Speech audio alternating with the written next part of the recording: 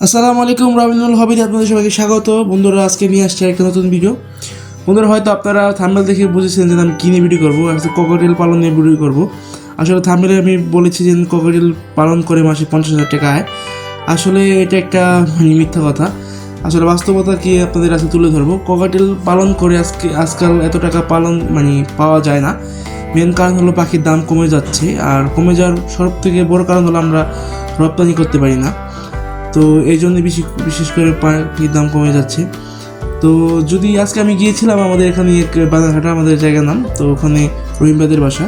তো উনি ককাটেল পালে। তো ওখানে যাওয়ার পরে যা বুঝলাম, আসলে উনি প্রায় 13-14 জোড়া ককাটেল আর 2-3 জোড়া লাভবার্ড পালে। তো এই থেকে তার প্রতি মাসে 10,000 টাকা ব্যয় হয়, এবং সে 15,000 টাকার মতন হয়তো বা লাভ করতে পারে। তো সেখান থেকে হয়তো তার 5,000 টাকার মতো থাকে। আসলে আগের মতো ওরকম পাখিতে লাভ নাই। আগে যে বাচ্চা বিক্রি করা হতো 15,000 টাকা, 20,000 টাকা, সেই পাখি এখন বিক্রি করা হয় বা বাচ্চা বিক্রি করা হয় মাত্র 10,000 টাকা, অর্ধেকের কম 5,000 টাকা বিক্রি করা হয়। তো মার্কেটটা একদম পড়ে গেছে।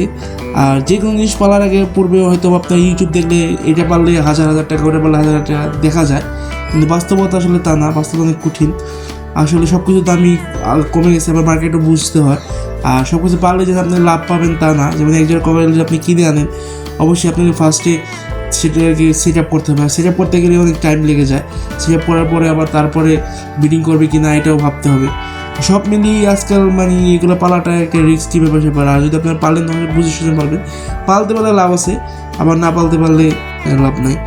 আবার আপনি লসও আছে যদি না বুঝেন। তো বুঝে শুনে ভালো কিছু করবেন। আর বাজিগার পালেন বা যাই পালেন না কেন, অবশ্যই বুঝে শুনে বুঝে শুনে, কারণ এখন মার্কেটটা একটু ডাউন আর খাবারের দাম অনেক বেশি। তো অবশ্যই এগুলো বুঝে পালবেন। তো আজ এতটুকু, ভালো থাকবেন। আসসালামু আলাইকুম।